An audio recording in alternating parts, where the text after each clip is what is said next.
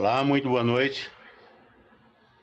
Nós queremos dar as boas-vindas a todos os queridos irmãos, dizendo que neste momento nós estamos no lar dos idosos Maria de Madalena. Este lar, ele é vinculado ao Centro Espírita Sebastião Mártir, e este trabalho, esta reunião, este encontro, é um encontro de todas as sextas-feiras realizados no Centro Espírita Sebastião Mártir. Nós agradecemos a generosidade de todos e estamos dando as boas-vindas. O nosso tema de hoje, já anunciado pelo Paulo César, ele está no capítulo 24 do Evangelho segundo o Espiritismo. E o item é o item específico, lá no capítulo 24, que fala sobre os sadios não necessitam de médico. Isto é uma parábola. Se é uma parábola, nós não temos como estudar essa parábola sem não interpretá-la. Poderíamos precipitar agora e dizer assim, mas só interpretamos as parábolas? Não. Nós interpretamos tudo. A interpretação, ela é inerente ao ser humano. Neste momento, agora, por exemplo, vocês estão me vendo aqui, e aqui tem um fundo. Vocês vão ver um pedacinho da cadeira, vão ver um pedaço de uma parede e vão ver um pedaço de um armário. Então, cada um que está enxergando esta imagem na sua casa está interpretando. E a interpretação, às vezes, ela fica muito pessoal. Pode ser que alguém, olhando para a minha cadeira, para este fundo que está aqui, diga assim, esta parede que está atrás do Elvésio é uma parede branca. Ou pode dizer assim, essa parede é uma parede mais verde do que branca. Esta interpretação, ela está livre, ela vai depender do intérprete. O cuidado que o intérprete tem que ter, e nós estamos fazendo estas recomendações, é porque precisamos disso aí. Nós precisamos de ter estes cuidados para não irmos além e nem ficarmos aquém daquilo que é o texto que está sendo interpretado. Então, nós, neste momento, estamos começando uma interpretação. E vamos repetir, a interpretação é um ato inerente ao ser humano. Isso é tão extraordinário que tem uma ciência chamada hermenêutica. E esta ciência, ela cuida das regras de interpretação. Em qualquer texto, em qualquer ciência, quem cuida da interpretação é a hermenêutica. Então, no campo teológico, no campo religioso, no campo bíblico, no campo jurídico, em todas as áreas da literatura, quando estamos interpretando, a hermenêutica é que dita as regras. O cuidado da hermenêutica com a nossa interpretação é exatamente esta. É para que nós, por termos esta possibilidade de interpretar como seres humanos, nós não criemos em cima do texto original um texto novo. Ou seja, às vezes nós exageramos um pouco na nossa interpretação e passamos a dar a ela uma característica que é pessoal. As regras da hermenêutica é para que nós não façamos isso, por várias razões. Uma delas é alterarmos o texto. A outra, quando alguém escreve, e hoje nós estamos estudando Mateus, é um evangelista, estamos estudando o capítulo 9, nos versículos 10 até o 12. Quando o Mateus escreveu isso aqui, ele já escreveu retratando falas de Jesus. Ele não gravou Jesus e escreveu depois, passou para a letra, para a escrita da época, dificílima da época, rara, muitas vezes dialetos, o Mateus não passou a gravação da fala de Jesus. Ele teve o cuidado, ele foi pesquisador e interpretou. Ele é o primeiro intérprete do texto crístico. Então, nós dissemos assim, lá no capítulo 24 do Evangelho, os sãos não necessitam de médico. E dissemos rapidamente, vamos interpretar. Por que nós vamos interpretar? Porque já tivemos um intérprete lá, o Mateus. Muitos de nós desconhecemos que nós, religiosos, temos duas Bíblias. É verdade. Nós temos a Bíblia do São Jerônimo, que é a Bíblia católica, e depois temos a Bíblia do Martim Lutero, que é uma Bíblia com diferenças. Ela tem menos livros, tem o Velho Testamento, o Novo Testamento, mas tem menos livros do que a Bíblia do São Jerônimo, da Igreja Católica. Isso significa o quê? Que a Bíblia originária já teve uma interpretação e esta interpretação promoveu nela sua redução de texto. Nós não vamos discutir isso aqui hoje, não. É só para ficarmos atentos quanto ao processo interpretativo. E para dizermos assim, quando alguém escreve, e aí estamos falando do Mateus, e quando ele escreveu, olha, os sadios não necessitam de médico. Quando ele escreveu isso aí, provavelmente ele não utilizou essas palavras que nós utilizamos agora, não. Mas a essência do que ele escreveu é isso aí. E é uma parábola de Jesus. Jesus utilizou muito esse recurso pedagógico. Então, quando nós estamos interpretando isso aqui, nós estamos em cima do autor. O autor é o Mateus. Embora o autor intelectual seja Jesus, mas quem escreveu primeiro foi o Mateus. Mas quando Kardec fez o Evangelho, ele trouxe para dentro do Evangelho este Evangelho do Mateus, do evangelista Mateus. Então, nós estamos interpretando este texto, e já é o texto mais atualizado.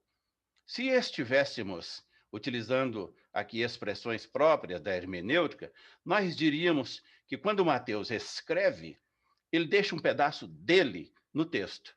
Nós chamamos isso aí de mens, a alma do autor dentro do texto. Ou seja, o Mateus ele está presente no texto quando ele escreve, mas ele não só está presente com as suas características, ele tem um ideal, ele tem um objetivo, que aquele seu texto, ao ser acessado por cada um de nós, ou seja, como nós estamos fazendo agora, ele possa dar um recado.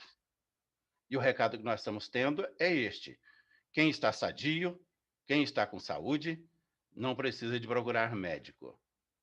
Mas estamos interpretando para dizer assim, que nós não podemos sair desse texto, porque a interpretação ela tem que ser adequada àquilo que Mateus escreveu. Vamos exemplificar. O nosso irmão Emmanuel é considerado pelos estudiosos da doutrina espírita como o melhor intérprete de Paulo de Tarso. Isso é interessante. Muitos dos autores interpretam o Paulo de Tarso, mas Emmanuel é reconhecido pelos estudiosos da doutrina espírita como um dos melhores nesse processo interpretativo. Por que ele é considerado um dos melhores? Porque ele não foge do texto do Paulo de Tarso. Ele não vai além, ele não cria em cima do texto e também ele não fica aquém daquilo que o nosso irmão Paulo de Tarso diz no seu texto original. O nosso irmão Herculano Pires, muitos conhecem o Herculano Pires, ele tem uma vasta obra espírita. Ele é considerado o melhor método de Allan Kardec. O que é esse melhor método de Allan Kardec? Ele é considerado aquele que até hoje melhor interpretou o nosso irmão Allan Kardec nas suas obras. E aqui tem uma, arrematando esses nossos exemplos, tem uma direcionada, neste momento eu estou direcionando a minha fala para o Genésio, para o José Ribeiro Lobato Filho, para o Abadio Delfino e para o José Giovandi e para mais alguns, inclusive daqueles que já passaram para a vida espiritual. No Brasil existiu, e é aí que está a mensagem, existiu um cantor chamado Jamelão. Tem tempo. Essa juventude que está me vendo e me ouvindo nunca ouviu falar esse nome. tem um cantor chamado Jamelão. O Jamelão é considerado o melhor intérprete de um dos maiores autores da música popular brasileira, chamado Lupicínio Rodrigues. Por que eu estou citando esses nomes e ainda cito do Gilson, cito do Jones e mais alguns aí que a memória não está ajudando? Porque é da época deles. Essas músicas do Lupicínio, todas elas tratam de dor de cotovelo. E o Jamelão foi quem mais cantou dentro daquilo que o autor quis, desejou, no espírito da sua letra e no espírito da sua mensagem. Então, nós estamos interpretando: os sadios não necessitam de médico. Qual é a primeira... Olha que eu gastei alguns minutos para chegar aqui, para dar tempo de todos raciocinarem. Qual é a indução do nosso raciocínio na nossa interpretação? Porque eu sei que já tem muita gente pensando. Dizendo assim, olha, se os sadios não necessitam de médico, a lógica é que quem precisa de médico é quem está enfermo. É um processo natural. No entanto, nós aqui estamos falando sobre a luz da doutrina espírita, e sobre a luz da doutrina espírita nós temos que ser ousados, nós temos que ir longe, que avançar. Então, nesta nossa ousadia, não tem como ficarmos fora da reencarnação e nem fora das expressões espírito e alma. Então, os sadios não precisam de médico, eles não precisam ir ao médico, mas os enfermos precisam. Este é o problema. Os enfermos precisam ir aos médicos, precisam procurar médicos. E a doutrina espírita nos permite ir além. Preste atenção nas expressões, fiquemos atentos nas expressões que estamos utilizando na nossa interpretação. Cada indivíduo, cada alma, ou seja, eu, você que está aí me vendo e ouvindo, cada um que está nesse momento raciocinando em cima da mensagem do Mateus, ou seja, nós possuímos, todos nós que estamos atentos aqui nesse instante, possuímos um celeiro genético.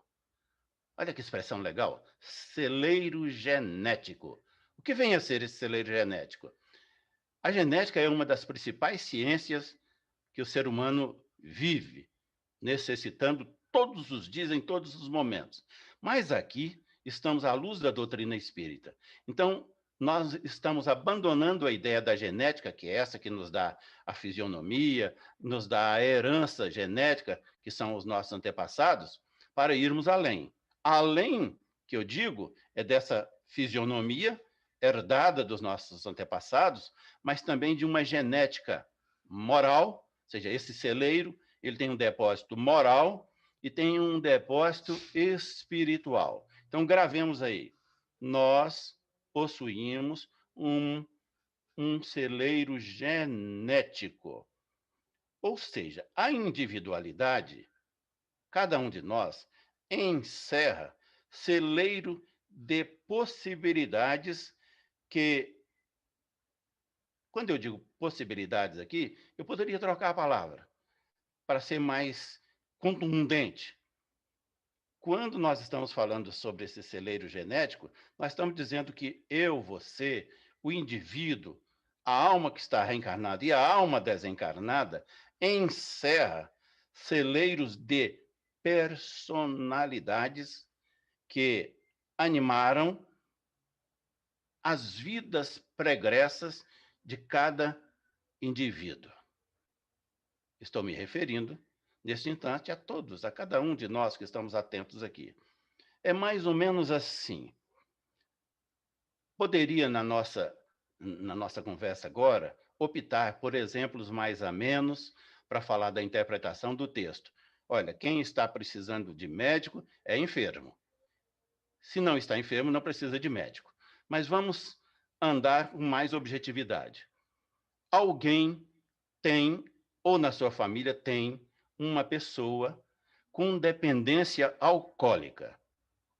É terrível isso. Isso incomoda o próprio e incomoda a família inteira. Tem uma dependência, tem um alcoolismo, tem a prática do alcoolismo. e vai ao médico, o médico faz, esse médico que eu estou falando aí é o médico físico aqui, o doutor Nivaldo, o doutor Dante, e ele diz lá, você tem que fazer um tratamento porque você está com uma dependência do alcoolismo. Esta pessoa vai no psicólogo, vai no psiquiatra, os diagnósticos serão todos vinculados a esta ideia do alcoolismo. O que nós, atenção aqui, o que nós dificilmente paramos para analisar, estamos analisando, estamos interpretando qual texto do Mateus, que só vai ao médico quem está enfermo. Quem não está enfermo não precisa de médico. Sadio não precisa de médico. E nós estamos falando de uma enfermidade chamada alcoolismo, uma dependência alcoólica. Mas estávamos dizendo o seguinte: dificilmente nem o próprio dependente, nem os seus familiares e nem os médicos, eles se preocupam em descobrir por que aquela pessoa, que aquela alma, na presente experiência, tem essa dependência alcoólica. A razão do alcoolismo, onde ela está?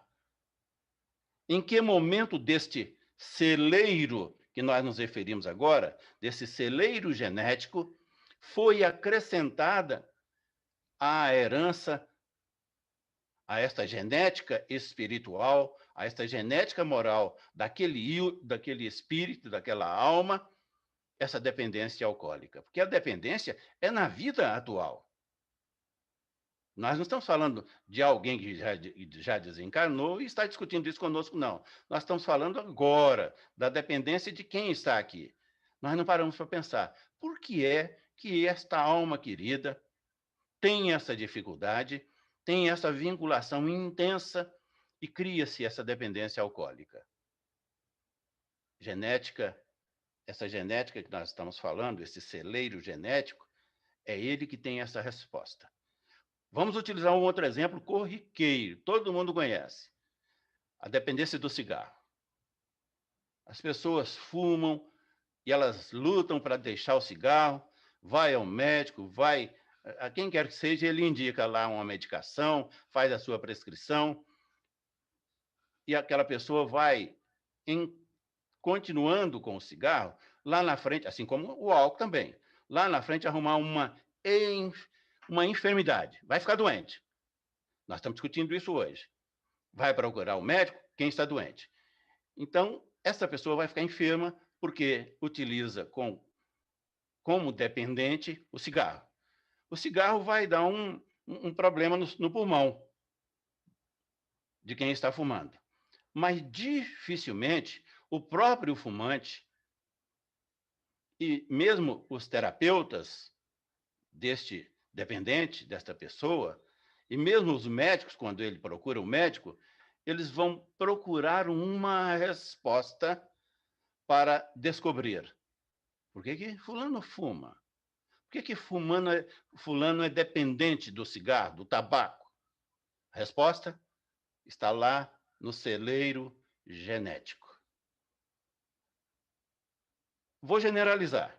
No caso do tabaco, no caso do cigarro, no caso do fumo.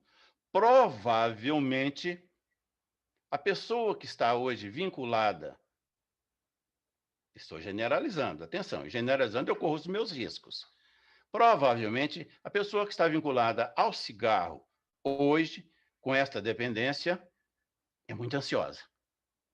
Mas quando falo de ansiedade aqui, e é provável que esta ansiedade ela esteja retratada no ato de fumar mesmo, nessa dependência. Mas quando eu falo de ansiedade aqui, eu não estou me referindo a essa superfície do indivíduo, não. A superfície da alma, não. Eu estou me referindo ao celeiro genético.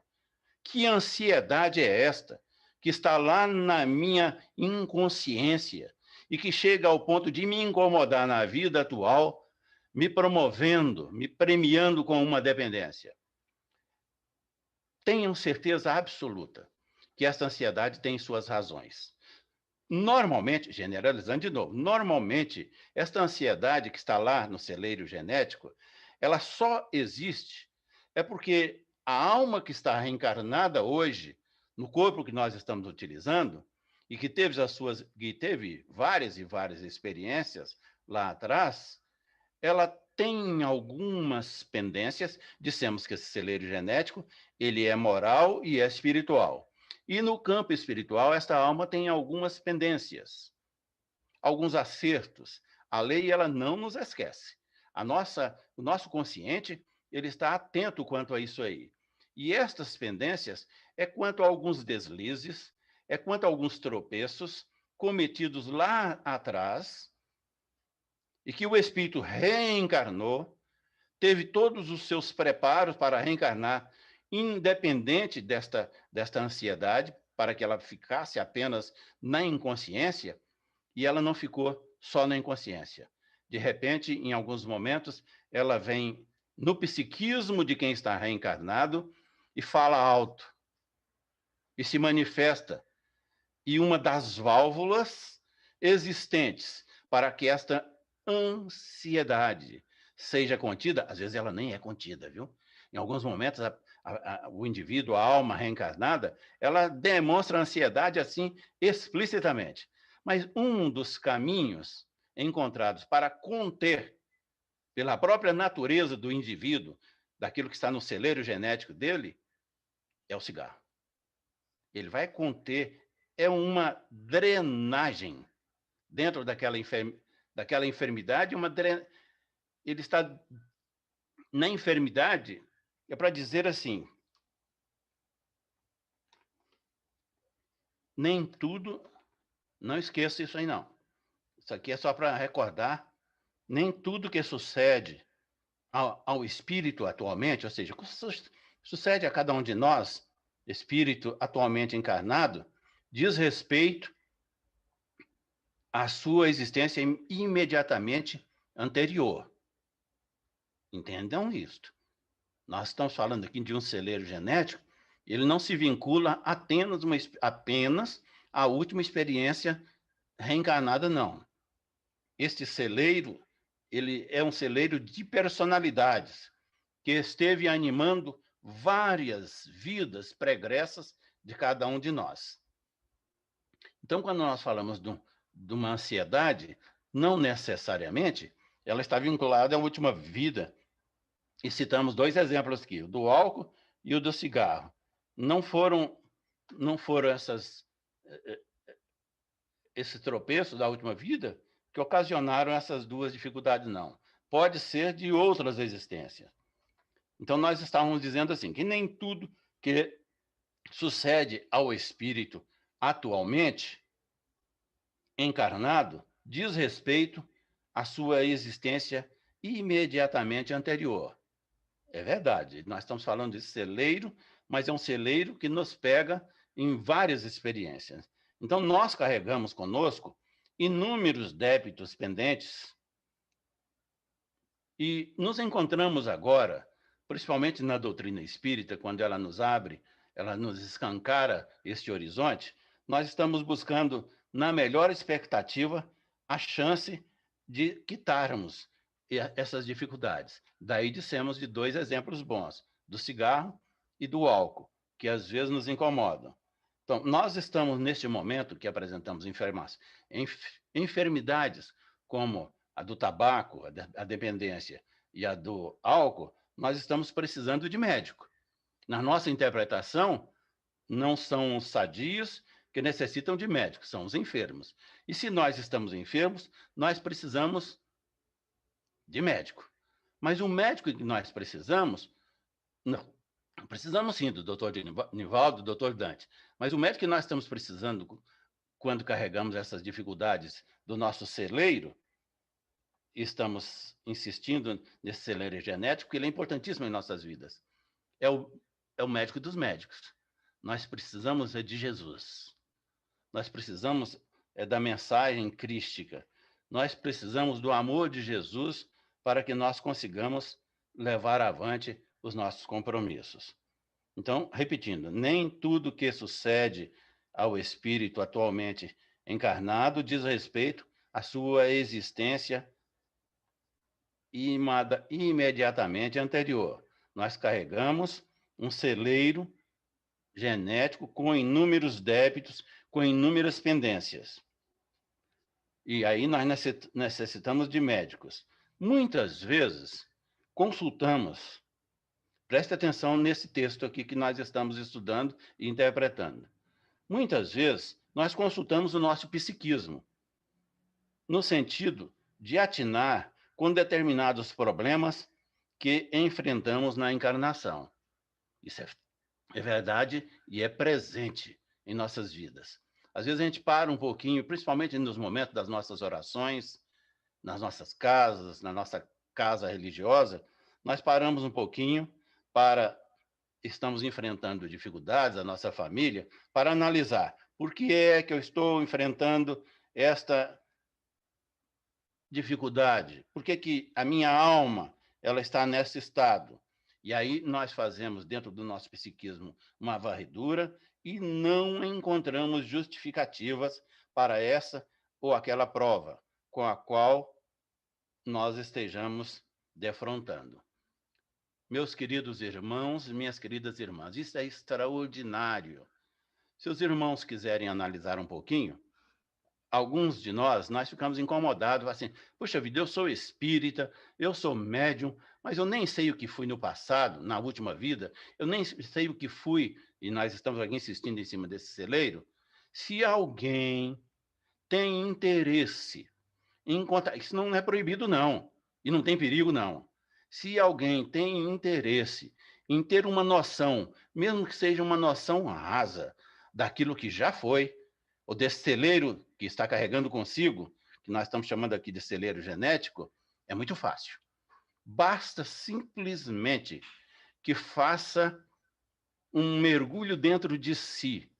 Este mergulho nós poderíamos chamá-lo de montagem de perfil. Basta que o interessado, qualquer um de nós aqui, mergulhemos em nós mesmos e montemos o nosso perfil espiritual. Atenção aqui, palavra mágica. A montagem do nosso perfil espiritual tem que ser com a melhor intensidade da nossa honestidade pessoal. Temos que ser honestos conosco no momento que estamos montando o nosso perfil. Meus queridos irmãos, é fatal.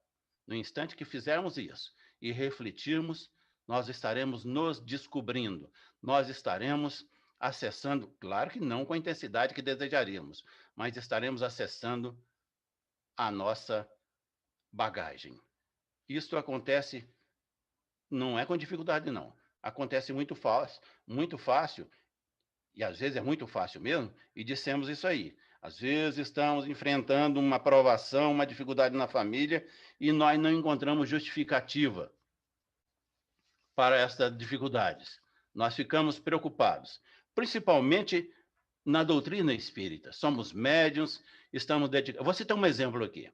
Um exemplo de uma pessoa que já desencarnou. Isso foi um depoimento desta pessoa. Ela diz assim, ela desencarnou com um câncer. E ela diz assim, olha, na última encarnação, apareceu este câncer e eu não tive como encontrar resposta para o seu aparecimento. Porque isso ela já estava desencarnada e ela relata isso num trabalho mediúnico. Por que que eu não tive como? Porque na minha vida como espírita, eu fui uma pessoa dedicada à doutrina. Eu fui médium, eu cuidei da mediunidade com todos os detalhes que podia, mas mesmo nas consultas próprias minhas, a minha consciência, eu não encontrei justificativa para o surgimento do tumor. Então, nós voltamos lá à nossa expressão que utilizamos aqui algumas vezes, desta genética, deste celeiro genético. Provavelmente, esta alma querida que estava fazendo esse depoimento, ela não conseguiu acessar o seu celeiro genético para encontrar o motivo de, mesmo sendo um espírita dedicado, Uma alma dedicada à mediunidade com intensidade, com honestidade, ela não encontrou justificativa para ter um câncer e para desencanar com aquele câncer. Ela mais ou menos estava raciocinando da seguinte forma, e é o que nós estamos fazendo agora, interpretando. Quem é sadio não precisa do médico. Quem precisa de médico é quem é enfermo. Então, ela, na sua enfermidade, ela estava precisando da ajuda para descobrir que lá no seu celeiro genético existiam pendências. E uma destas pendências, ela veio para a sua vida física e como uma drenagem de uma enfermidade. O André Luiz, ele tem uma expressão em uma de suas obras interessantíssima.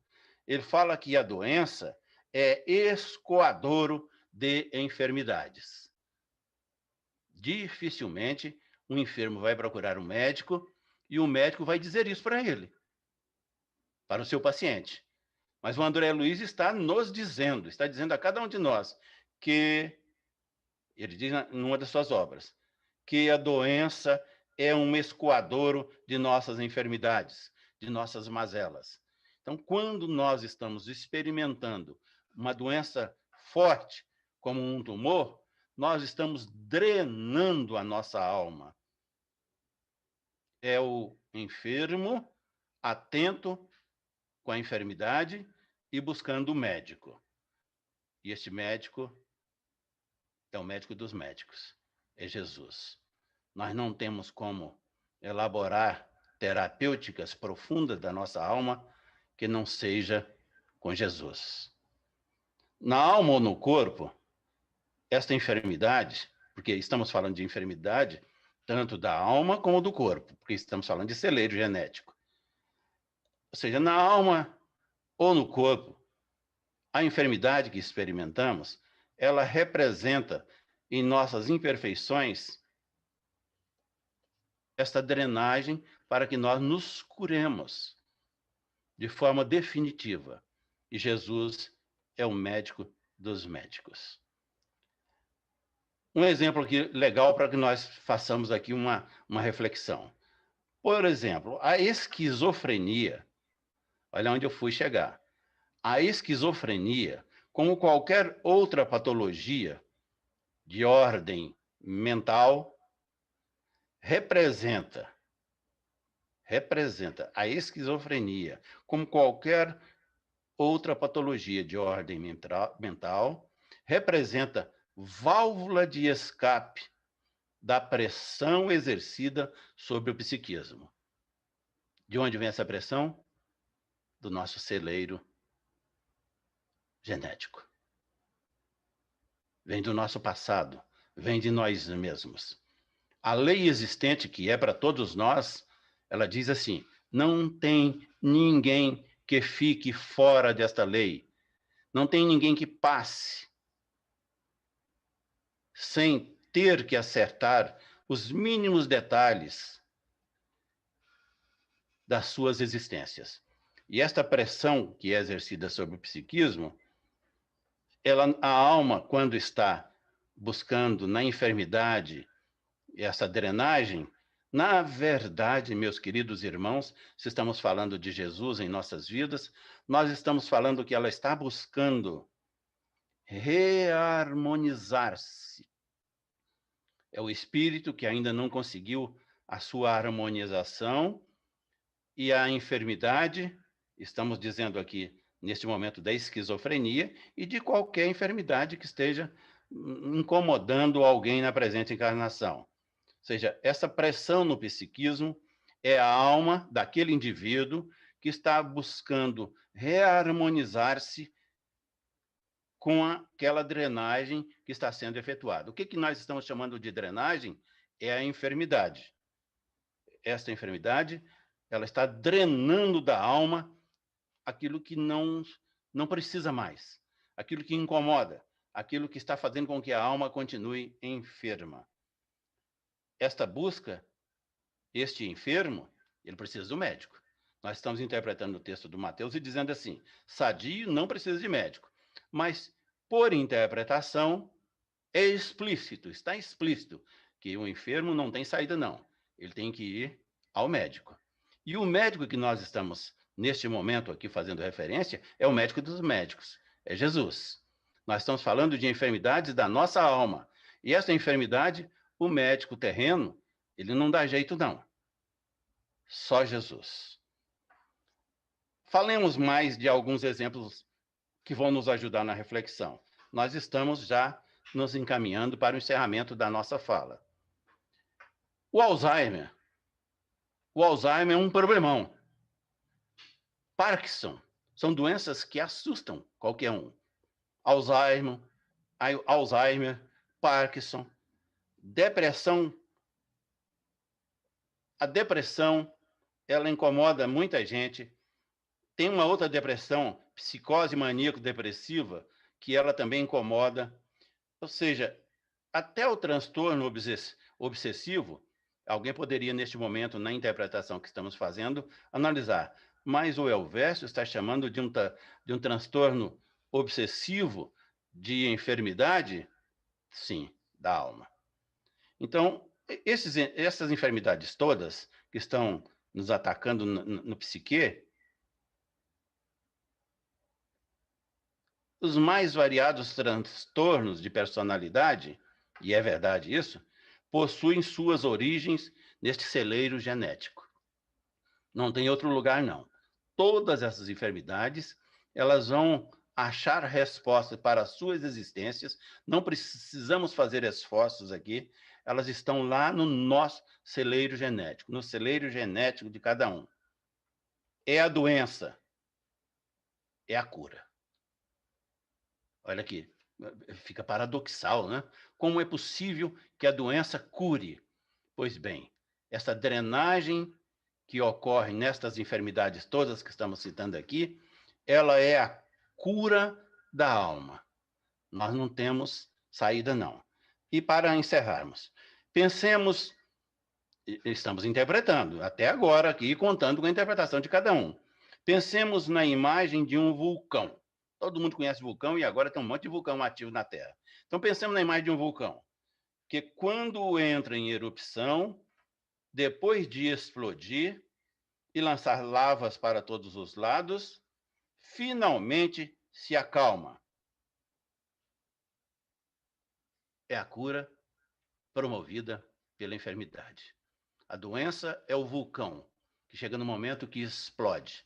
A drenagem que ocorre é aquela que Jesus permite que a nossa fé nos conduza à recuperação, à reorganização psíquica e ao equilíbrio, à harmonia.